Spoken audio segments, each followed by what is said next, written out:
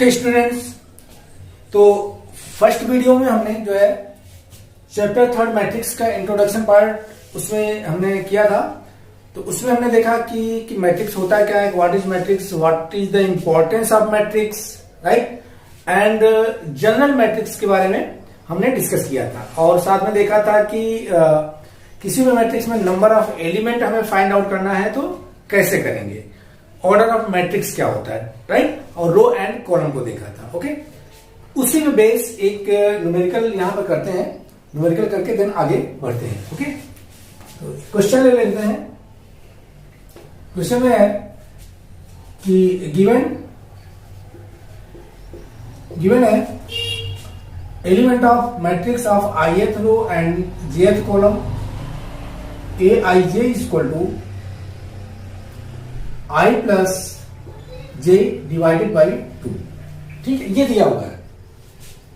ठीक है, ith general element दिया हुआ है aij is equal to i plus j by 2। Then find a matrix of order 2 cross 3। ठीक है, हमें 2 क्रॉस 3 का एक मैट्रिक्स फाइंड आउट करना है। ओके स्टूडेंट्स, देखिए जो मैट्रिक्स है A इक्वल टू, इस तरह से इसको हम राइट कर लेते हैं, ए आई जी। ठीक है, n क्रॉस n एक मैट्रिक्स है A I J n cross n order का, जिसमें A I J equal to I plus J upon 2 है। देन हमें फाइंड आउट करना है क्या, 2 क्रॉस 3 ऑर्डर का मैट्रिक्स। ओके स्टूडेंट्स, चलिए देखिए 2 क्रॉस 3 का मैट्रिक्स होगा क्या। अगर हम ए आई जे की इस तरह से फॉर्म में राइट करें,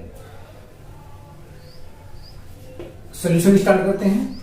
मैट्रिक्स ए इक्वल टू क्या है, ए आई जे। ठीक है, 2 क्रॉस 3 ऑर्डर का हमें मैट्रिक्स बनाना है। तो इसको हम अगर एक्सपेंड करें, प्रॉपर राइट करें, तो मैट्रिक्स हमारा बन जाएगा A11, A12, A13, A21, A22, A23। ये मैट्रिक्स बनेगा। बात समझ में आया ना, 2 रो एंड 3 कॉलम। ठीक, राइट। तो इसका मतलब ये हुआ कि हमें A11, A12, A13, A21, A22 और A23 की वैल्यू चाहिए, और इनकी value with the help of this हम फाइंड आउट कर सकते हैं। ये बात समझ में आया या नहीं है?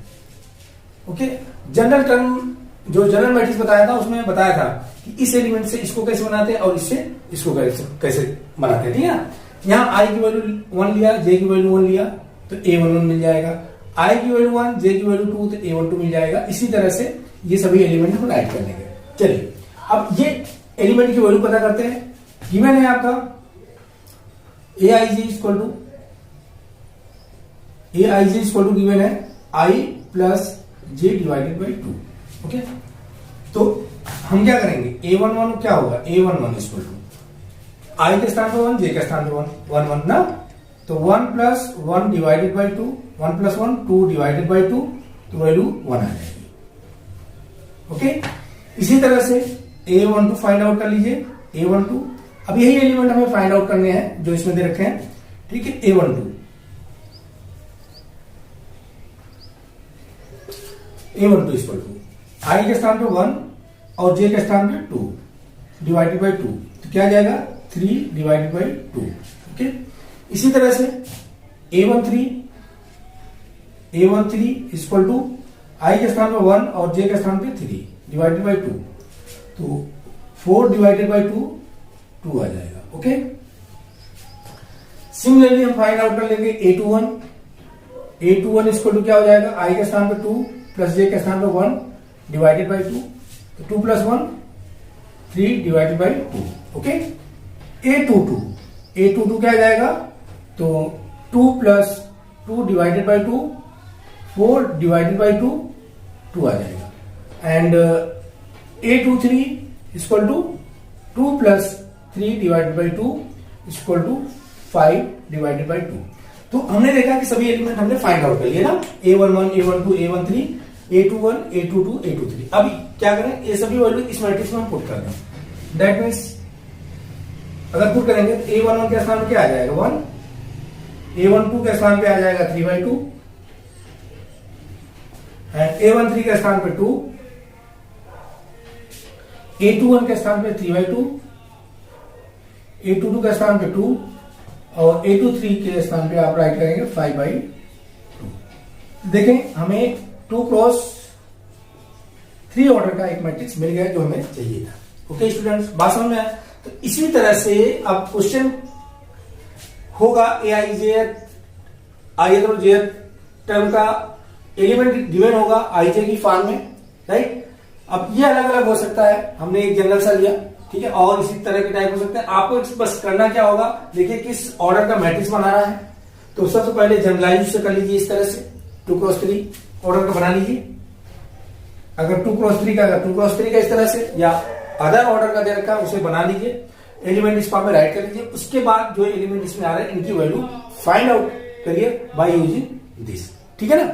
तो सभी क्वेश्चन आपके सॉल्व हो जाएंगे। ओके स्टूडेंट्स, तो अब आगे बढ़ते हैं, इसे नोट डाउन कर लें, ठीक है। चलिए रब कर दें।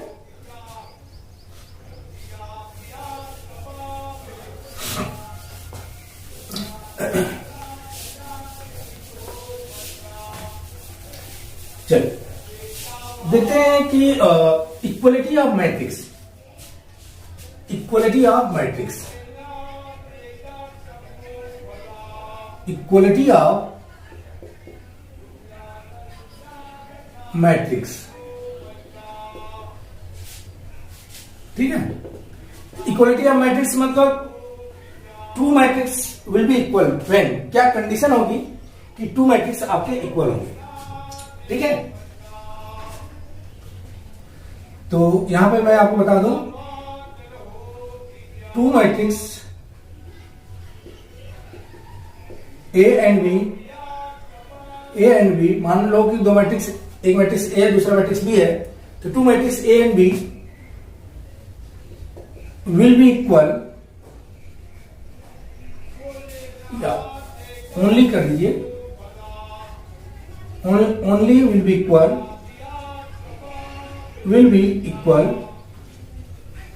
when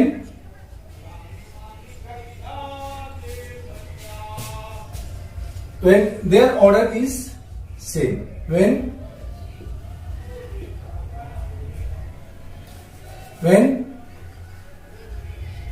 order of both matrix is same. बात समझ आए स्टूडेंट्स? मतलब कि 2 मैट्रिक्स अगर गिवन है, एक मैट्रिक्स ए है दूसरा मैट्रिक्स बी है, ये इक्वल तभी होंगे जब इनके ऑर्डर सेम होंगे। अगर ऑर्डर सेम नहीं है तो matrix can not be equal.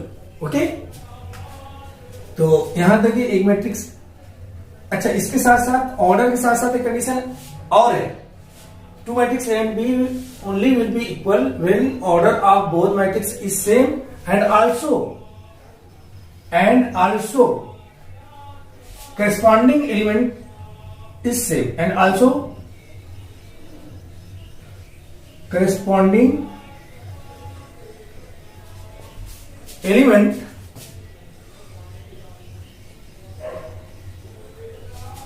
also equal। बस हम ये 2 कंडीशन एग्जिस्ट होनी चाहिए, एक तो सेम ऑर्डर का मैट्रिक्स होना चाहिए और दूसरा क्या है, corresponding element should B equal. Okay, इस तरह से सपोज एक मैट्रिक्स ए गिवन है 4 5 6 3 2 1 और दूसरा मैट्रिक्स बी गिवन है, ठीक है, तो 4 5 6 3 2 1, ठीक है, इस तरह से। अब देखिए इसमें इसका ऑर्डर क्या है, 1 2 3 4 5 6 ना, 2 रो और 3 कॉलम, 2 क्रॉस 3 ऑर्डर का मैट्रिक्स है, ये भी 2 क्रॉस 3 ऑर्डर का मैट्रिक्स है। करस्पॉन्डिंग एलिमेंट फर्स्ट 4 आ रहा 5 5 6 6 3 3 2 2 1 1, तो ये मैट्रिक्स दोनों इक्वल होंगे, दैट मीन्स बोलेंगे कि ए इक्वल बी। ठीक है, बात समझ में आया? तो इस तरह से मतलब corresponding element must be equal and also order of both matrix should be equal.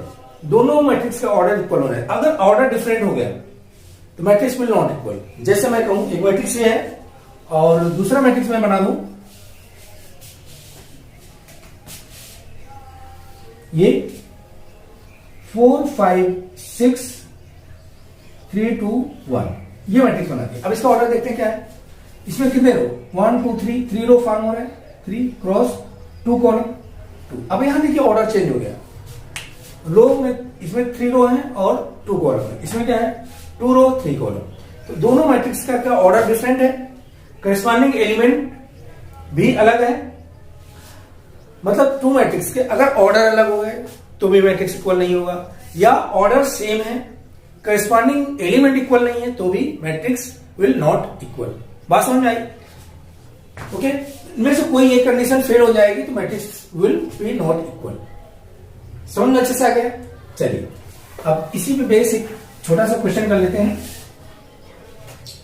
Question ये है कि एक मैट्रिक्स इस तरह से गिवन है 2 4 6 7 9 5, this is equal to 2x y 7 z plus 1 5, right? ये गिवन है। Then find the value of x, y and z। Find the value of x, y and z, इस तरह से गिवन है। देखिए अब इसमें देखते हैं स्टूडेंट्स कि x, y, z की वैल्यू हम कैसे फाइंड आउट करेंगे। ठीक है, तो इसको मैं दोबारा राइट कर लेता हूं।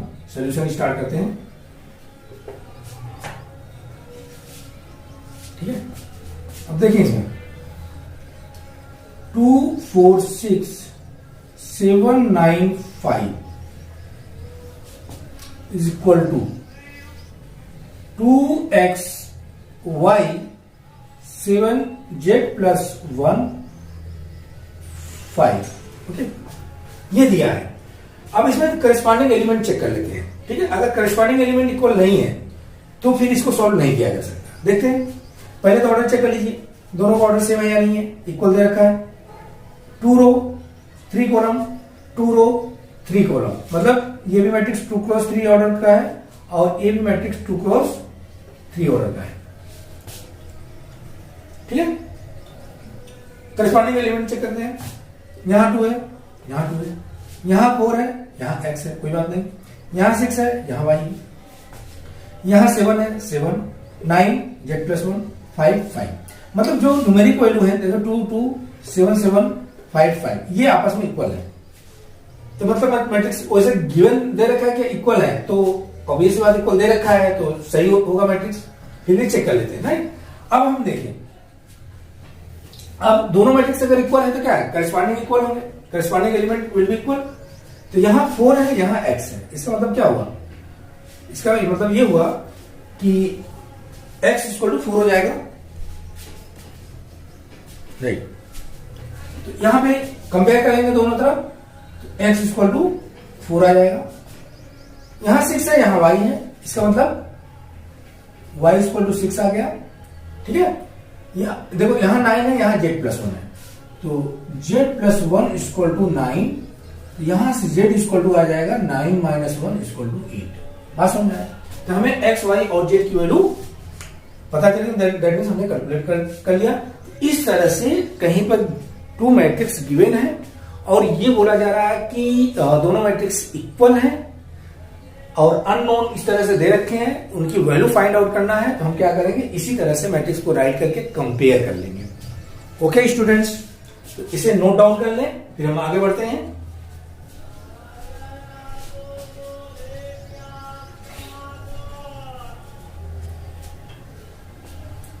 रब करते हैं, चलिए।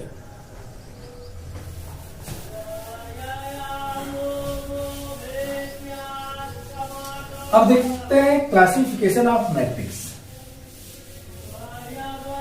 Classification of matrix, that means type of matrix. Classification बोले या टाइप्स ऑफ मैट्रिक्स बोले, types of matrix.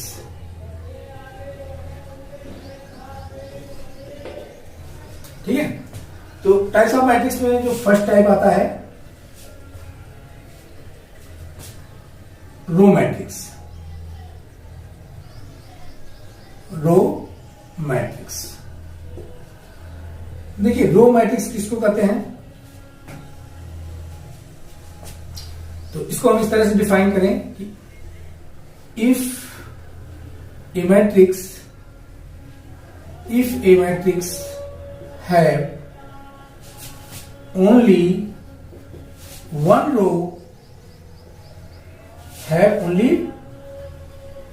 row, then matrix is said to be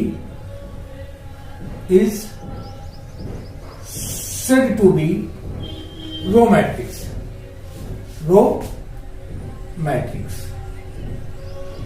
ठीक है, रो मैट्रिक्स।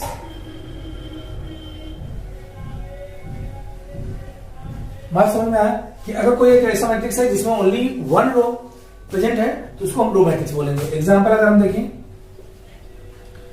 एग्जांपल में देखें मैट्रिक्स ए इक्वल टू 1 5 9। ठीक है, this is the row matrix, only one row है। ठीक है, अगर इसका ऑर्डर चेक करें, वन रो और कितने कॉलम, 3 कॉलम, तो 1 क्रॉस 3 ऑर्डर का मैट्रिक्स है, राइट। तो रो कितने होने चाहिए, 1 होने चाहिए। क्लियर हो गया, समझ में आ गया। चलिए सेकंड टाइप देखते हैं, कॉलम मैट्रिक्स।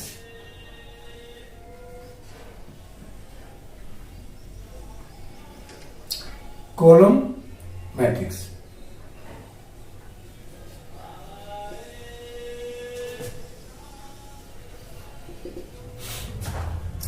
Column matrix. देखिए कॉलम मैट्रिक्स क्या है आपका, तो इसको भी इसी तरह से डिफाइन कर सकते हैं कि if a matrix have only one column, then matrix is said to be, then matrix is said to be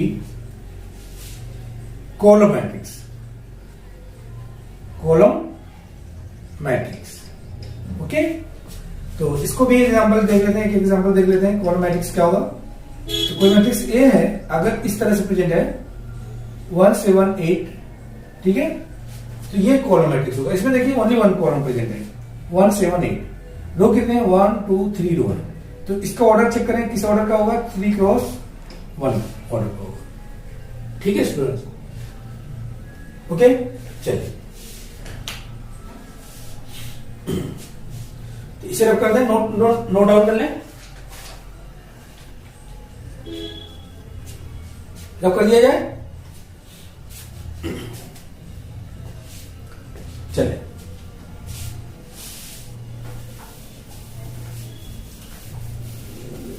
अब इसके बाद आ जाता है थर्ड टाइप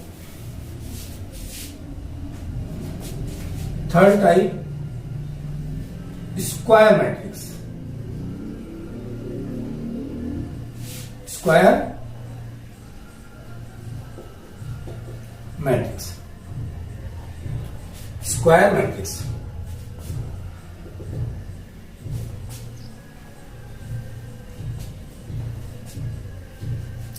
तो स्क्वायर मैट्रिक्स को कैसे डिफाइन करें,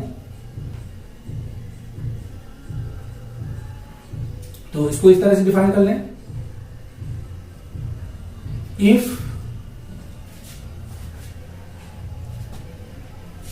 इफ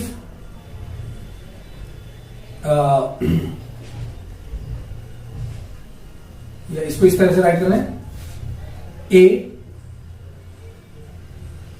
मैट्रिक्स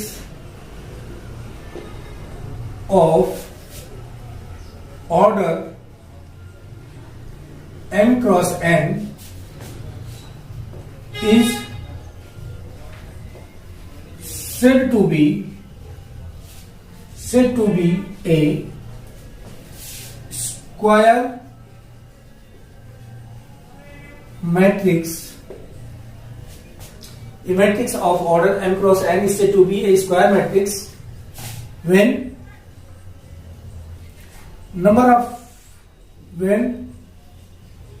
सिंपली बता दो when m is equal to n। ठीक है, ऐसे होता है कि a matrix of order m cross n is said to be a square matrix when m is equal to n। That means number of row is equal to, अगर number of column है किसी भी matrix का तो उसको बोलेंगे square matrix. चलिए example ले लेते हैं। एक मैट्रिक्स है ए 2 4 5 6 7 8 3 9 1। ठीक है, ये मैट्रिक्स है। अब इसमें देखते हैं कितने रो है, 1 2 3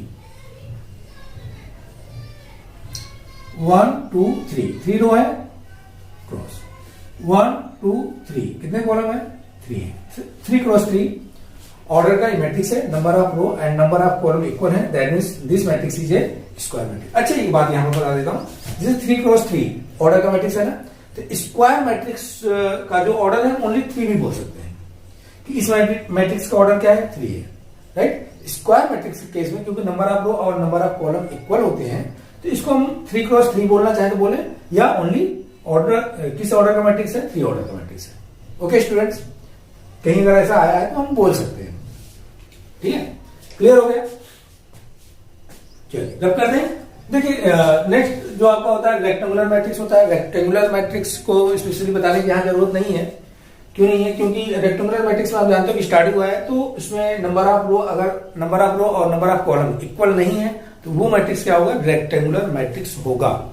नंबर ऑफ रो और नंबर ऑफ कॉलम आपस में इक्वल नहीं है तो कैसा मैट्रिक्स होगा, रेक्टेंगुलर मैट्रिक्स होगा। ओके चलिए रब कर दें। ओके नेक्स्ट टाइप आ जाएगा, थर्ड टाइप हो गया ना। नेक्स्ट टाइप आपका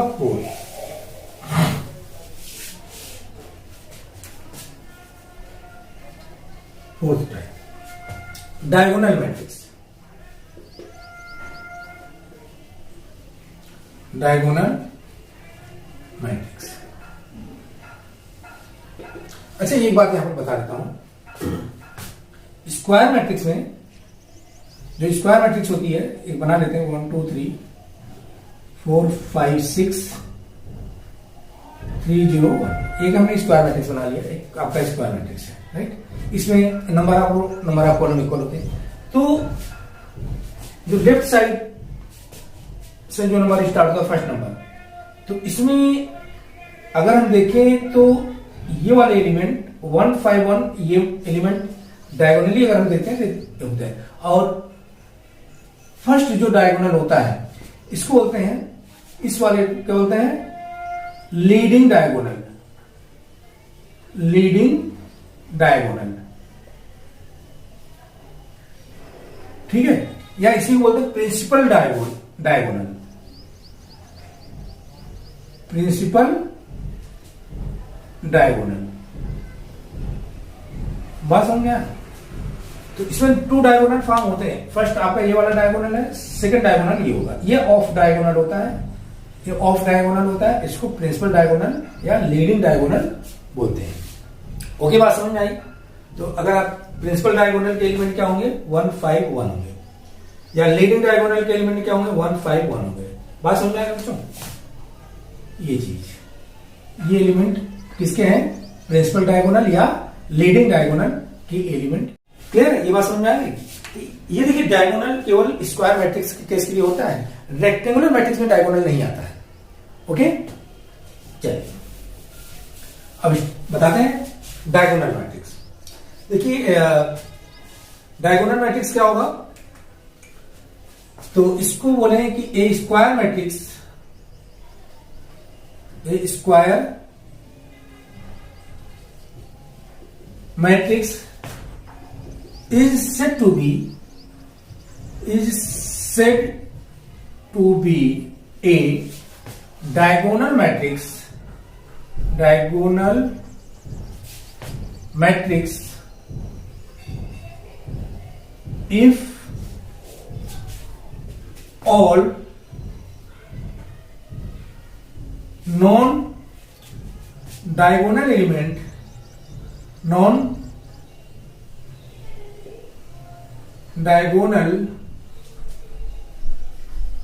element आर जीरो। देखिए यहां पे डायगोनल एलिमेंट की जो बात कर रहे हैं दैट मीन्स प्रिंसिपल डायगोनल की बात कर रहे हैं, ठीक है ना, इसमें कंफ्यूजन नहीं होना चाहिए। तो अगर कोई स्क्वायर मैट्रिक्स है उसके नॉन डायगोनल, जो डायगोनल में नहीं आ रहा है, बाकी अदर जितने एलिमेंट है अगर सब जीरो है तो उस मैट्रिक्स को बोलेंगे हम डायगोनल मैट्रिक्स है, ठीक है। तो यहां पे एक एग्जांपल ले लेते हैं। एग्जांपल देखिए, पहला तो समझिएगा डायगोनल मैट्रिक्स स्क्वायर मैट्रिक्स होता है, एकदम माइंड में रखिएगा, ठीक है। रेक्टेंगुलर मैट्रिक्स आपका डायगोनल नहीं होता है, diagonal matrix always square matrix होगा, ओके। और इसके नॉन डायगोनल जो एलिमेंट होते हैं वो जीरो होते हैं। जैसे यहां पर बना रहा हूं, एक मैट्रिक्स ए है 2 0 0 0 5 0 0 0 6, ठीक है। तो इसमें देखिए ओनली डायगोनल एलिमेंट जो डायगोनल है, लीडिंग डायगोनल या प्रिंसिपल डायगोनल है, इसमें एलिमेंट प्रेजेंट है 2 5 6। बाकी अदर डायगोनल को छोड़कर बाकी अदर एलिमेंट क्या है, सब जीरो है। तो ये आपका क्या है, डायगोनल एलिमेंट होगा। बात समझ आ गया बच्चों, ठीक है। इसी तरह से एक दूसरा मैट्रिक्स हम ले लेते हैं बी -1 0 0 0 0 0 0 0 6, ठीक है। तो इसमें देखें एक एलिमेंट आपका ये जीरो आ गया, ठीक है। तो और बाकी दो एलिमेंट नॉन जीरो हैं इस डायगोनल में, ठीक है। तो ये भी, इसको भी बोलेंगे डायगोनल मैट्रिक्स बोलेंगे, ठीक। ऐसा नहीं है कि कोई एलिमेंट डायगोनल एलिमेंट का जीरो हो सकता है, लेकिन सभी जीरो नहीं होने चाहिए, ठीक है। लेकिन नॉन डायगोनल के सभी एलिमेंट शुड बी जीरो। तो ये आपका क्या होगा, डायगोनल मैट्रिक्स होगा। क्लियर हो गया बच्चों? आई थिंक कोई कंफ्यूजन नहीं होना चाहिए। डायगोनल मैट्रिक्स क्या होता है, स्क्वायर मैट्रिक्स होता है जिसके नॉन डायगोनल एलिमेंट जीरो होते हैं, और डायगोनल प्रिंसिपल डायगोनल में element at least some elements are non zero, ठीक है ना। रब कर दें, समझ में एक्सेस आ गया, ठीक है। चलिए नेक्स्ट आपका आ जाता है scalar matrix. Scalar matrix fifth, scalar matrix. देखिए स्केलर मैट्रिक्स क्या है, तो स्केलर मैट्रिक्स सिंपली आपका डायगोनल मैट्रिक्स ही होता है, ठीक है। अब डायगोनल मैट्रिक्स की बोलेंगे दैट मींस स्क्वायर मैट्रिक्स आपका आएगा, ये तो क्लियर है, ठीक है। बार बार हमें स्क्वायर मैट्रिक्स बोलने की जरूरत नहीं है, डायगोनल मैट्रिक्स स्क्वायर मैट्रिक्स है, ओके। तो हम लिख सकते हैं कि a diagonal matrix is said to be scalar matrix. Scalar matrix if all the diagonal element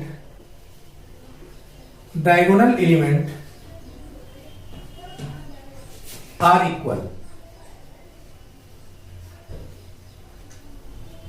बात समझ आया क्या?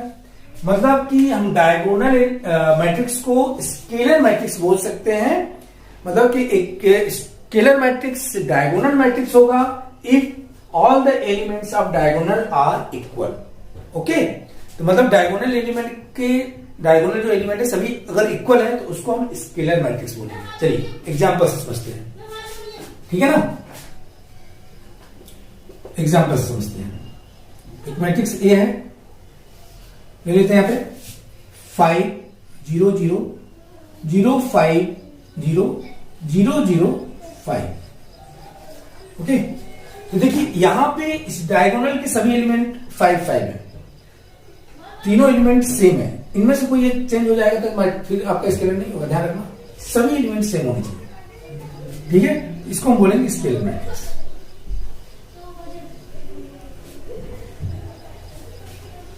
ओके, बात समझ में आ गया।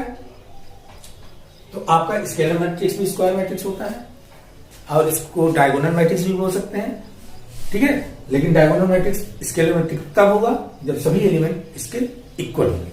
ओके, तो नोट डाउन कर ले बच्चों।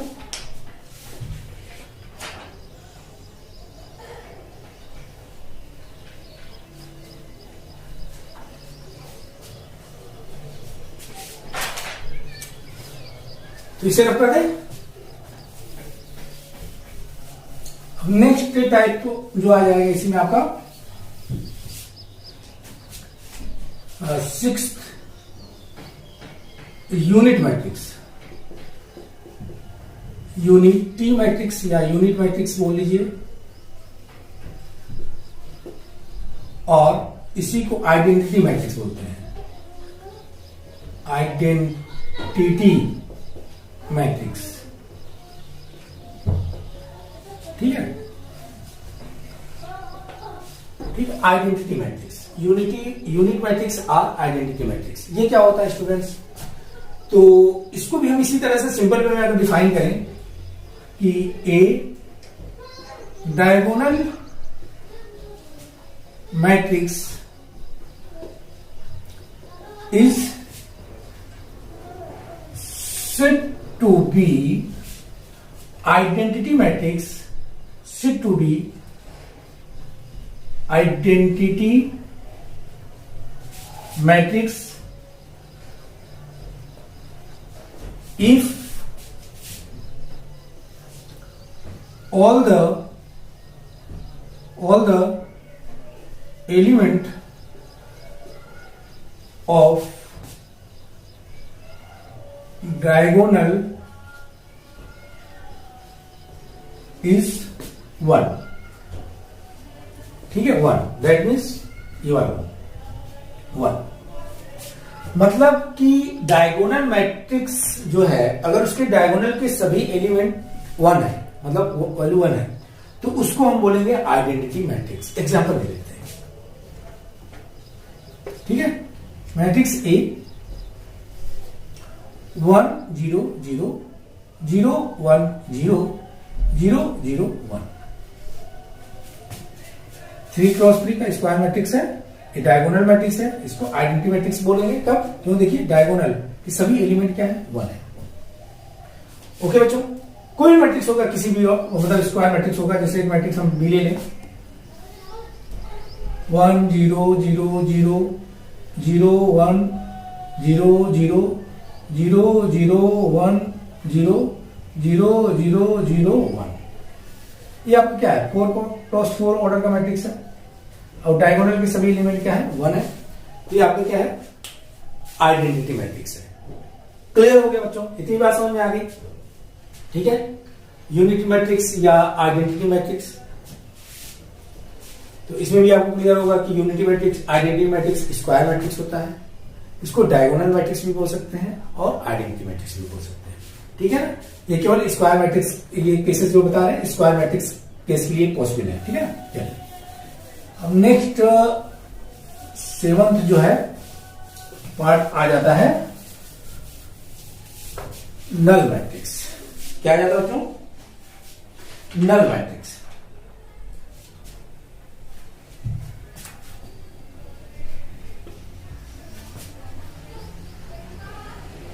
नल मैट्रिक्स, ठीक। अब देखिए नल मैट्रिक्स आपका रेक्टेंगुलर मैट्रिक्स भी हो सकता है और स्क्वायर मैट्रिक्स भी हो सकता है, ठीक है। इसके साथ ऐसा कंडीशन नहीं है कि स्क्वायर मैट्रिक्स होना चाहिए, बट क्या है कि all element should be zero. तो लिख सकते हैं यहां पर a matrix is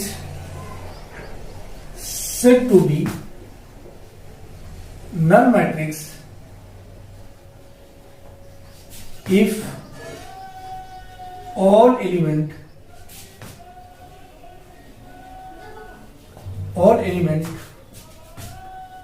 of matrix is zero. बात समझे आप जो कि एक नल मैट्रिक्स क्या होगा अगर उसके सभी एलिमेंट जीरो हो। तो राइट कर लेते हैं, माना एग्जांपल ले लेते हैं। यहाँ पे एक मैट्रिक्स ये है 0 0 0 0, this is the null matrix. दूसरा मैट्रिक्स भी है 0 0 0, नल मैट्रिक्स है। तीसरा मैट्रिक्स ये है 0 0 0 0 0 0, नल मैट्रिक्स है। ठीक है ना। देखिए एक मैट्रिक्स कोई भी हो सकता है, अगर सभी एलिमेंट जीरो हैं तो ये मैट्रिक्स कैसा होगा, नल मैट्रिक्स होगा। ओके बच्चों, इतनी बात समझ में आ गई। चलिए कुछ एडिशनल टाइप बताते हैं। ये 12th क्लास में केवल यहां तक दिया है, ठीक है ना। इसे रब करें। चलिए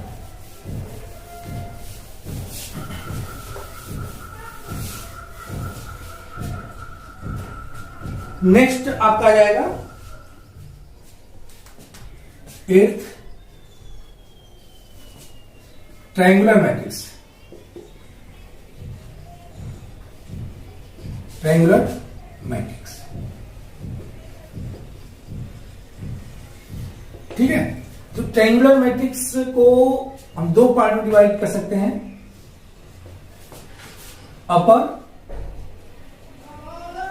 upper triangular matrix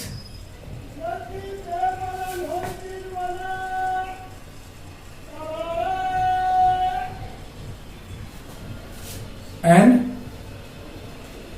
lower triangular matrix.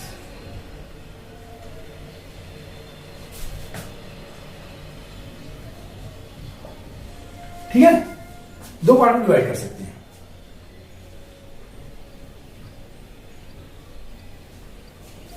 और एक टाइप इसका और हो जाता है स्ट्रिक्टली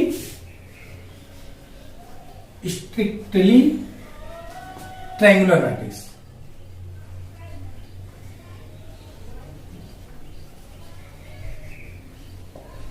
ओके,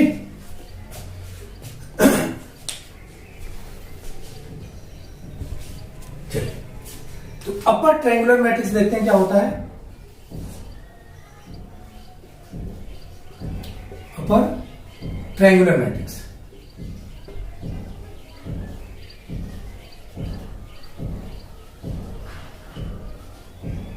अब इसमें देखिए ट्रायंगुलर मैट्रिक्स भी स्क्वायर मैट्रिक्स होता है। पहला तो ये माइंड रख लीजिए कि ट्रायंगुलर मैट्रिक्स क्या होगा, स्क्वायर मैट्रिक्स होगा। रेक्टेंगुलर मैट्रिक्स आपका ट्रायंगुलर मैट्रिक्स नहीं हो सकता। ठीक है, तो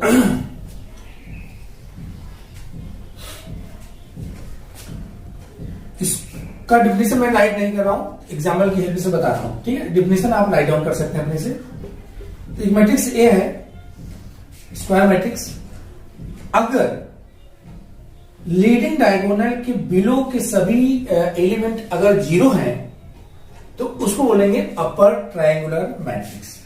लाइक दिस 1 5 6 0 2 3 0 0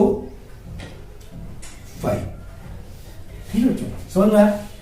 अब यहां पर देखिए ये आपका डायगोनल एलिमेंट है, इस लीडिंग डायगोनल है, इसके बिलो के सभी एलिमेंट जीरो है। ठीक है, अपर एलिमेंट में नॉन जीरो एलिमेंट प्रेजेंट है, तो ये होगा अपर ट्रायंगुलर मैट्रिक्स। बस समझे। कंडीशन को याद रखिएगा कि लीडिंग डायगोनल के बिलो के सभी एलिमेंट शुड बी जीरो। अपर जो एलिमेंट है वो क्या होंगे, नॉन जीरो होने चाहिए। वो जीरो हो सकते हैं लाइक दिस, इस तरह से सम एलिमेंट में भी जीरो, 1 5 0 0 6 7 0 0 4। ठीक है, ये भी अपर ट्रायंगुलर मैट्रिक्स है। लीडिंग डायगोनल आपका ये है। इसके नीचे के सभी एलिमेंट जीरो है। इनमें 2 नॉन जीरो एलिमेंट है, 1 जीरो एलिमेंट है, कोई बात चलेगा। ठीक है ना। तो ये हुआ अपर ट्रायंगुलर मैट्रिक्स। इसी तरह से स्टूडेंट्स बी पार्ट क्या है, लोअर ट्रायंगुलर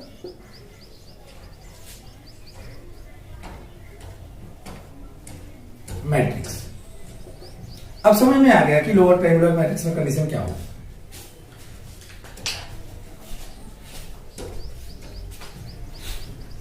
ठीक है, तो देखिए इसमें भी वही है कि एक कोई मैट्रिक्स बी है। तो लोअर ट्रायंगुलर मैट्रिक्स में क्या होता है कि लीडिंग डायगोनल के अपर सभी एलिमेंट जीरो होते हैं। All the elements of upper elements of leading diagonal must be zero. If all the elements of upper elements of leading diagonal is zero, then matrix said to be lower triangular matrix. If all the upper element of leading diagonal is zero, then matrix said to be lower triangular matrix. Okay? Definition आप अपने से write कर सकते हैं। यहां पर देखें, एक एग्जांपल ले लेते हैं। 2 0 0 5 6 0 7 0 8। ठीक है, ये हमने बनाया। अब इसमें देखें स्टूडेंट्स, ये लीडिंग डायगोनल हुआ। तो इसके अपर देखेंगे, तीनों एलिमेंट जीरो है। लोअर 2 नॉन जीरो है, 1 जीरो है, कोई बात नहीं। तो अपर एलिमेंट शुड भी जीरो, अपर एलिमेंट सभी जीरो है ना। तो ये आपका हुआ ट्रायंगुलर मैट्रिक्स। क्लियर है, समझ में अच्छे से आ गया। चलिए तो ये तो क्लियर हो गया कि ट्रायंगुलर मैट्रिक्स में आपका क्या होना चाहिए, स्क्वायर मैट्रिक्स ही पॉसिबल है। ठीक है, चलिए स्ट्रिक्टली ट्रायंगुलर मैट्रिक्स देखते हैं। थर्ड केस जो है, third case strictly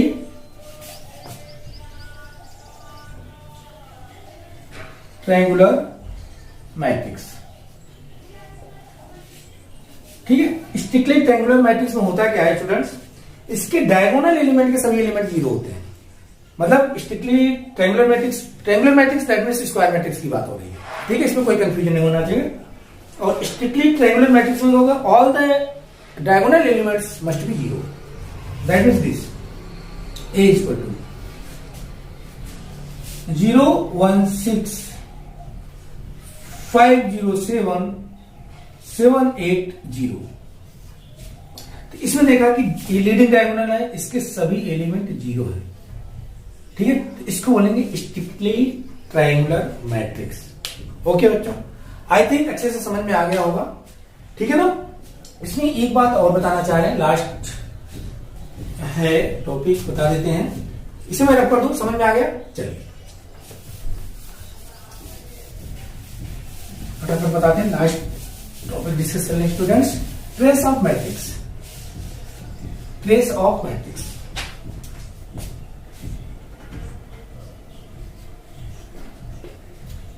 trace of matrix.